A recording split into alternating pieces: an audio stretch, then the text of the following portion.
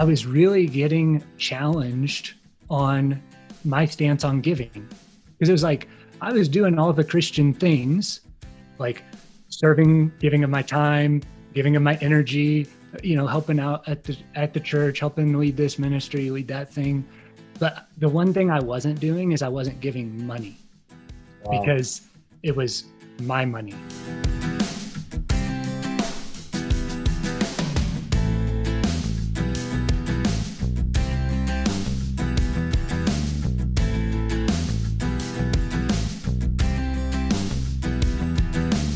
Welcome to Getting Money Right, a show dedicated to helping you achieve financial freedom through education and inspiration so you can be free to pursue your true life's purpose. We are your hosts, Leo Sabo and David Thompson, and on today's episode, we have a guest. Omer Redden is with us today. Omer is an author of 4 best-selling books, including How to Work from Home. That's a very useful book these days. Life Doc, How to Succeed in Life Without Losing Your Faith, Family, and Friends. And then Give to Grow Rich, Change Your Mind, Change Your Money, which we'll definitely be talking about today. In his day-to-day work, he works with an Inc. 5000 fastest growing company called Self-Publishing School, which teaches people how to publish their books and use those books to leverage their impact, income, and businesses. That's actually how I met Omer. So, Omer, great to have you. Thank you for joining us today. Great to be here. Excited to talk to the Getting Money Right peeps. Well, Omer, I'm particularly looking forward to digging into your views on giving and especially some of the lessons that you've learned by just checking in with multiple billionaires while writing the Give and Grow Rich book. So first, tell me a little bit of how you got to where you are today. And I know that none of this was on accident. So I'm really intrigued as to what the process was, how you started this and what was your plan? That's a great question. How did I get here?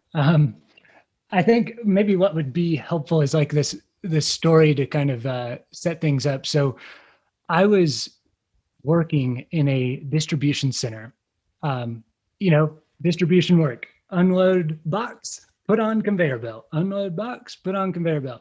And I had been working there for a couple months and this older man looked at me and he goes, "Omer, you're too smart to be here. Like you need to be making money with this," pointing at his head, "not with this," pointing at his back. And I was like, man, he's right. Like it's not that factory life is wrong for everybody, but it wasn't right for me. And so then I just threw myself into, using my mind, growing and learning everything I possibly could. And doing that year after year for, a decade, that might be what led me here today. Interesting. So where are you exactly? Where do you live in what part of the country? I am in the great cowboy state of Wyoming. Okay. Very few people. And people are baffled. That's a common question. Is it more cows than people? Is that how that goes down? That's true. Do you guys have that same experience in Texas, or do you have the same amount of people? We're getting to the point where we actually have probably more people than we have cows. Although at one point, I'm sure that was not the case. It was actually flipped. So what made you guys move there? What's the reason for living in Wyoming?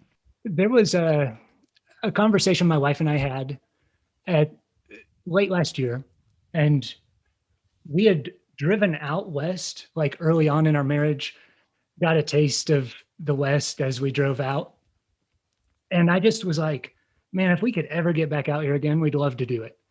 And I'd been working with Self-Publishing School for about 4 years, going on 5 at the time.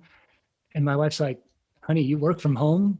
As long as we have internet access, like, I think we could do it." And I was like, you know what, you're right. Let's give it a shot. So it's kind of like making a dream come true for my wife and I on one hand, but then on the other hand, it was like projecting ahead 10 years in the lives of my kids and saying, man, my oldest is 8 going on 9 years old. She's going to be like 19, like graduating and moving out of the house in 10 years, and here we are moving into a new decade. And so I started thinking, like, how could we set up our lives in a way that it's what we want for our kids and it's what our kids want too. And so like, this isn't a knock on the Midwest by no means. I grew up in the Midwest, proud Hoosier, but it's like, I was looking around at, at the friends and the lifestyle. And I was like, man, there's two options basically. Like you're either really good at athletics and really good at academics, Yep. and then you excel and you go to college or whatever, or you go the way of like drugs, partying, and factory life. Like those kind of seemed like the two options. And specifically with athletics, it's like, oh, you've only got three options there, right? Like you've got to be football, basketball, and baseball. And if Right, you're not right. those things, then forget it. And my wife and I were like, we just don't want that kind of lifestyle for our kids. We don't want them having only those options. We want them to be outdoors more, hiking, enjoying the mountains, enjoying some skiing, and just all the stuff that kids love to do, like being outdoors and getting dirty. Yeah. You can do that anywhere, but I think out west there's a lot more of that kind of lifestyle and that mentality. I love that. Okay, so you're really intentionally building a future for your kids. Like you physically moved, you've set up a lifestyle where you can work from home, and then you moved for your kids. I'm kind of curious as to what it looked like for you growing up. What were you taught about money? You wrote this great book. What were you taught originally, and how has that affected you? I wasn't taught any of this stuff. I'll say that. Um, I grew up in a definitely a lower middle class town and a lower middle class mindset and lifestyle. So I was listening to your guys' podcast on like the scarcity and poor mindset. And I was just like, man, that's exactly how I grew up. Like whatever's cheapest and that's it. Like you just live for the cheapest. And so I grew up with a dad who always bought used lawnmowers, who always bought used everything all the time. And it's not that you can't find good used things. It's that he was buying bottom of the barrel things and then having to spend all his time fixing them up and getting upset about having to fix them up and all that stuff. And I was just like, man, that's not where I want to be. One, I'm not super mechanical, but two, like, I just don't want to be buying broken things all the time. I want to buy things that are going to last and have some quality to them. That's good. So when did your mind begin to shift as your views as you grew up? When did that happen for you? Because you obviously have different views today, so we want to hear about that. But what was the actual change? Yeah. I did carry one good lesson from my parents, and that was saving. The problem was it was saving with like a hoarder mentality. So just like, oh, the more I can have, or the stinginess or greediness and that sort of thing. And it's not to say my parents are super stingy or greedy, but it's just like that was the mentality of like you saved for that reason. And I think my views started to shift with two Kevins. So I had a Kevin in high school that I worked for, and he was like the wealthiest guy in the community in the county. And I just saw like what his lifestyle was versus what I grew up in. I was like, man, there's some appeal to that. And then the second Kevin was a Kevin I met in college, and he was a real estate investor, and that's what he did full time. And he had an immense amount of freedom, but also had an immense amount of discipline in how he approached his day-to-day work as a real estate investor.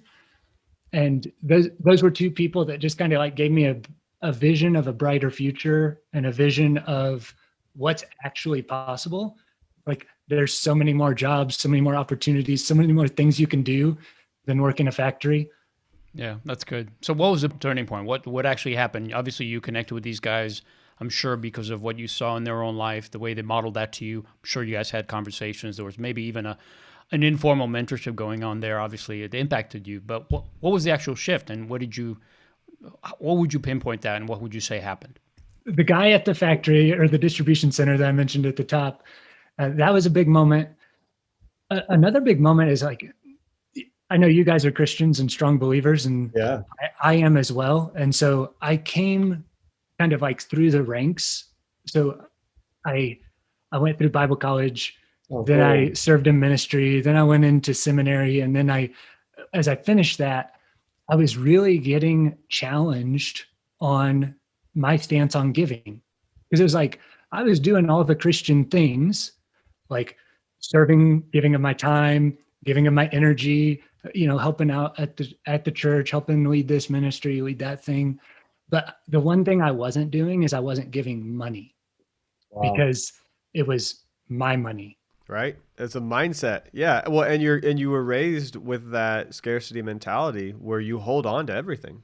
I mean, you hold on to money. And so, I mean, that's just interesting to even see that tie in that here you are, you've dedicated at that point, your whole life to serving and learning and growing in that sphere of influence.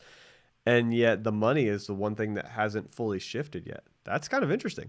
Yeah. So I mean, I was 10 years into my relationship with Jesus and still not like being a consistent giver and Yeah. just getting challenged on that.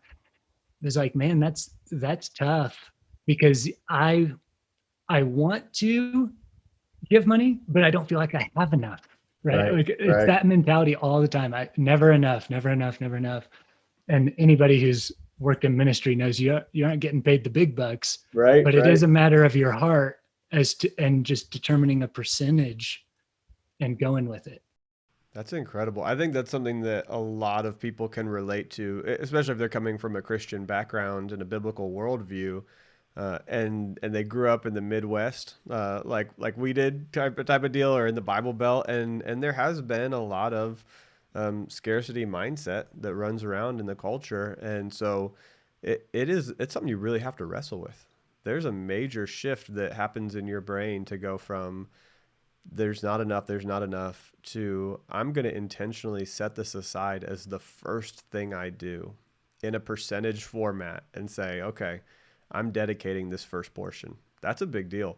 So what prompted you to write the book? You're having this personal revelation. You're learning new things personally. You're growing, and now you decide to write a book called "Give and Grow Rich." Like, what was that process? What prompted you on that? Yeah, let me be straight up. I didn't have the title when I started the book, right? Like the title came as a result of doing all the research and doing all the interviews for the book. Um, yeah, I was going through that personal revelation type of thing. I was seeing my life starting to develop, right? Like I had two kids with a third on the way. I saw the trajectory of my life at that point and was like, man, I do not like where this is going. It feels like it's going to be Groundhog Day, right? Like I'm just going to repeat over and over again. So I knew number one, I needed to learn a new mindset when it came to money. Like I just knew I needed to do something because there was a significant gap between what I grew up with and what I saw from those two Kevins and where I wanted to be. So I needed to close that gap. The second thing was like I really truly believe that I'm a writer and that the Lord's equipped me to do that.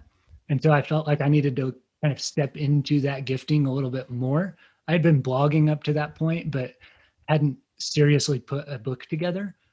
And then my wife knew I loved to write, and she was like, "You just need to put your money where your mouth is, right? Like, actually publish a book." I was like, "All right, all right." Uh, but yeah, those were a few things that factored in. Um, as I don't know if we want to go this route, but there was something that, as I was doing the research for the book, really hit me hard, and that was from my dad. So ironically, like it kind of came full circle back.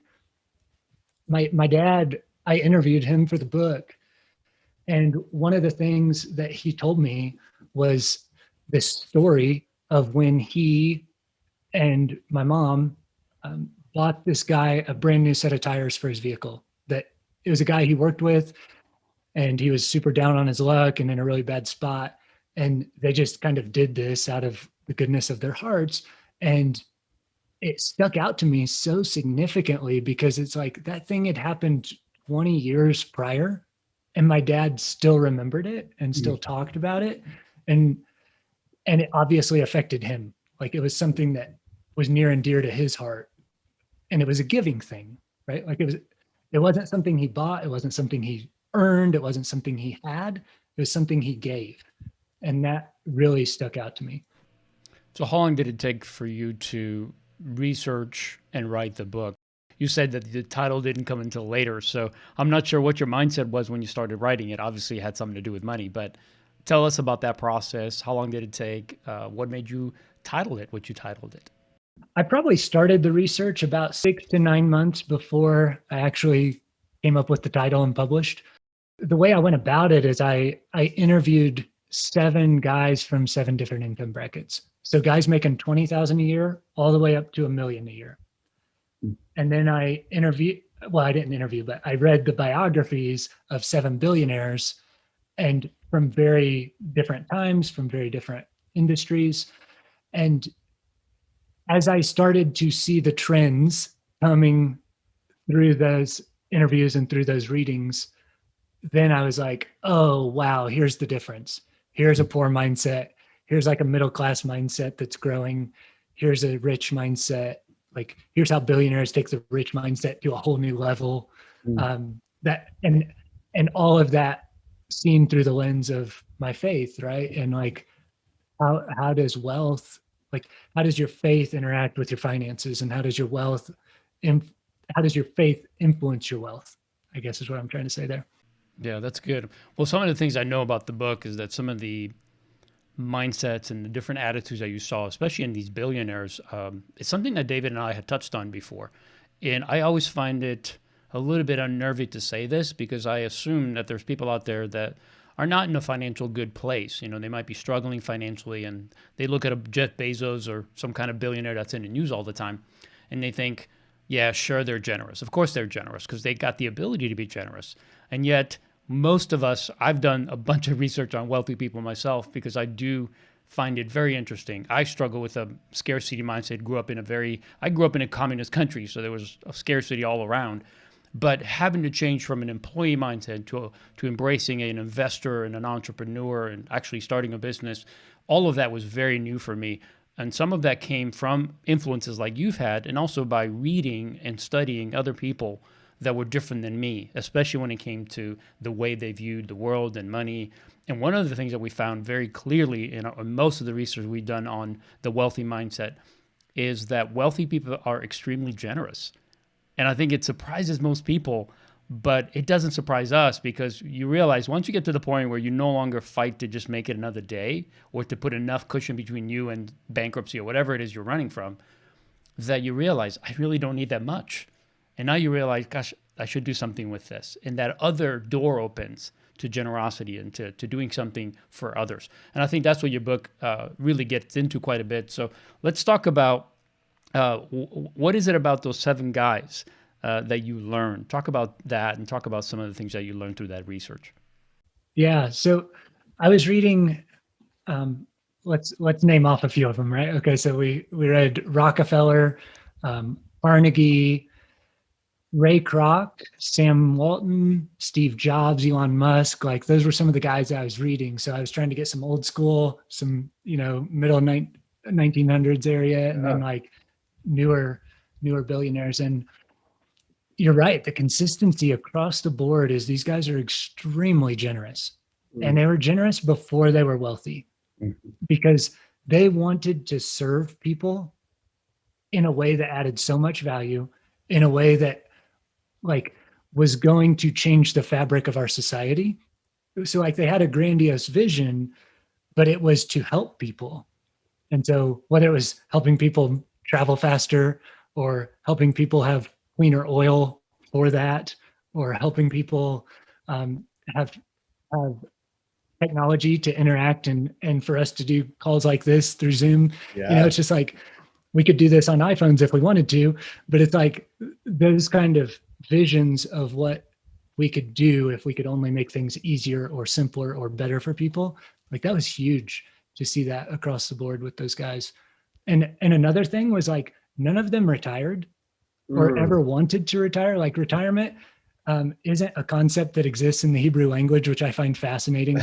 And, it's in Business Secrets of the Bible, if you guys want to check it out. But like, that mentality was something they worked 12 hours a day all their lives because they were that passionate about it. They were that involved with it. They were that driven to help because they had all the money, right? They could have retired at any point. They could have retired in their 30s probably, but like they just kept going because they saw the vision for it.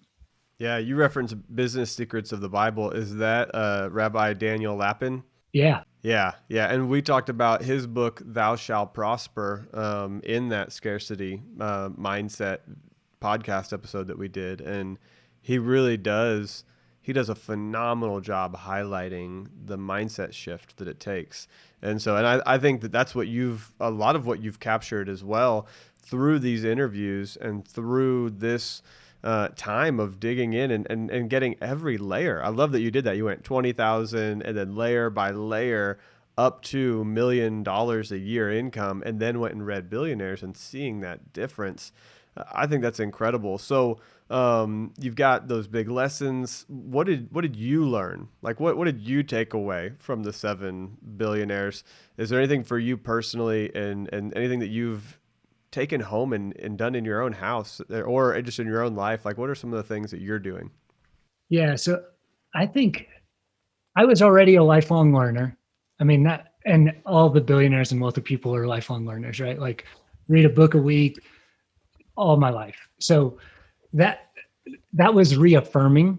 And I think the work ethic part was reaffirming. I've always had a really strong, solid work ethic. Maybe that's a blue collar, middle class thing. I don't know. But like, solid work ethic, lifelong learner. Um, the thing that obviously stuck out to me was the giving, because I wasn't doing it. And so then I'm over here like, oh wow. So actually the secret to growing rich is to give more. Like, to give more of your time, to give more of your money, to give more of your efforts and energy towards serving and toward helping, instead of trying to cling to it. Hmm. And yeah, I would say that was probably the biggest like personal takeaway. That's great. I mean, that's such a profound thing. I just want to pause and kind of restate that the secret to growing rich, and we can take that to be financial, we can take that to be in other ways, because being rich, I know in our Western society we think about that as monetary, but really richness of life comes from having the right relationships, finding fulfillment in what you're doing. So it could be your work life, it could be your the relationship you have, all of it, right? But becoming rich, being successful in that way, is to give more. Give more of your time, give more of your money, give more of your energy, give more of your talent. And I agree with you. I just recently finished Titan, which was the book, a biography for Rockefeller. Large book. Took a while to get through it, but I saw the same thing consistently. A guy who was generous and frugal. He wasn't cheap, but he was very frugal. That's one of the other things that I've seen in billionaires and very successful people, is that they're not wasteful. They don't just buy stuff to buy stuff. In fact, one of my favorite books, The Millionaire Next Door, an interesting part of that book that I found fascinating is how little money people that are millionaires, literally the people who have started businesses, become, first generation millionaires, how little they spend on some of the things that most people spend a lot more on, like on shoes and clothing and cars. Yeah, it's interesting. It's a very, very interesting read, because it, again, focuses on the mindset. So just a quick pause here. I do want to go back to the book, but how did you connect with self-publishing school? Because I think this is an interesting story. So I signed up with the program as it was just getting started Mm-hmm. to write Give and Grow Rich. So I had used their free stuff and tried to write a book first, and I did okay with it. But then I was like, okay, this is one that I'm actually going to put some money toward. And I signed up with Self Publishing School in February, and then I think it was April or May. Um, I was on a coaching call, and I sold myself into a position. Basically, Chandler That's kept so trying to talk awesome. back to me like, dude, this coaching call is for you. It's for your book. I was like, the biggest help for me would be to have an opportunity with you guys, because I believe in what you're doing. I see the vision for it long term. Like, I want to help out however I can. And so Chandler took a chance on me. I took a chance on them. Kind of started with like part time. Well, we started project basis, then went part time, then went full time. So I published my book in, I think it was May. It had a great launch. It went really well. I was ahead of Dave Ramsey for a couple of weeks, which was just Whoa, like that's awesome. super. Yeah, it was a huge celebration. Uh, and then, of course, like, as I quit working on the book and started working on helping other people, then I got into self-publishing school. And so by the end of that summer, I was full time with them, and yeah, I've been with them ever since. So I was employee number one at self-publishing school, which is pretty wild. Wow. Okay, so you launch your book. You're working with self-publishing school, connecting, growing. You're learning these really great, effective tools to launch it and do well. So you finally launched it. What do you do next? Like, what's your next step? Hey, I've finally used, but you said 6 to 9 months of research and time and energy and editing and tweaking and cover designs and planning and launch teams. What do you do next? I celebrated the success of it, right? Yes, Like yes. it felt so good to put in all that effort and then reap some rewards from it. But the thing that I was reflecting back on this the other day, the thing that happened after I published that book is I gave away the biggest thing I've ever given away. Oh, wow. And it was crazy. Like I hadn't put that connection in place until I was like reviewing some old notes and just stumbled across it. So yeah, that was pretty cool. So if I can paint the picture for a second, I was working at this factory still, making less than 40K a year, raising a family, had 3 kids, just kind of like in a very difficult spot financially. But there was one morning at church, we kind of had like the church service, and then there was a potluck afterward, and people were sharing some stuff. And I heard this story of a single mom who was just like, Jesus had just gotten a hold of her, and she was trying to like climb out of the depths and get her feet back under her, and was experiencing that transition and that transformation, which was just incredible to watch. And she expressed the need for a car. And my wife and I were at a point where we really only needed one vehicle. And so we gave her our car. And it was such an incredible experience. Like, like she was just in tears and just so thankful. And my wife and I, our hearts couldn't have been more full. Like it was just an awesome, awesome experience. And when that happened, it's like the whole thing just clicked. And I was like, yep, that's when you give and you grow rich. What a great story. And I think this is a good place for us to end this episode.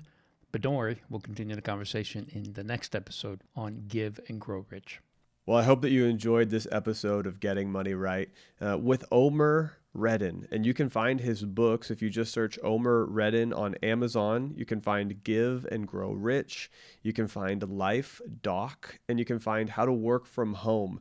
And he's actually got several other books that he's written as well. So just go to his author page on Amazon at Omer Redden, OmerRedden, Omer Redden. You can also find his Instagram and follow him there, anywhere on social media, and his blog. And I'm just so grateful, Omer, that you joined us today. I hope that you'll also come check out leosabo.com, spend some time with Leo, the tools and resources on his website, and then come check out stewardshippastors.com and the tools that we've got there. And I hope that you'll also just take some time to list this on your social media. Share this episode, text it to a friend, grab a link from the podcast, share it with somebody, let them know what we're doing here. That's a huge help to us, as well as subscribing to the podcast. And probably the most important thing that I want to share at the end of this is just to remind you about our beta course that we're going to have at the beginning of 2021, where we're going to take people through we're going to pre-screen and take people through our financial course in advance of rolling it out to the public. And so we are screening and letting in a handful of people, a couple families, a couple individuals that we're going to work with over January and February. We're going to build the course, we're going to share it with people, but then we're going to tweak the course as we go through this beta together. So I hope that you would take a moment, fill out the Google form. There's a little survey. It's in the show notes. You can find it on our social media as well. And fill out that form, and that will give you the opportunity to basically apply for the beta course. And Leo and I are going to go through and pick a handful of families and individuals that will join us. There'll be a lot of hands-on relational stuff that Leo and I are going to do with that team. And you'll be a part of helping to tweak and edit the course to make it greater for other people throughout the year. So come check out the beta course with us. Well, we look forward to having you join us next time. So together, we can keep getting money right.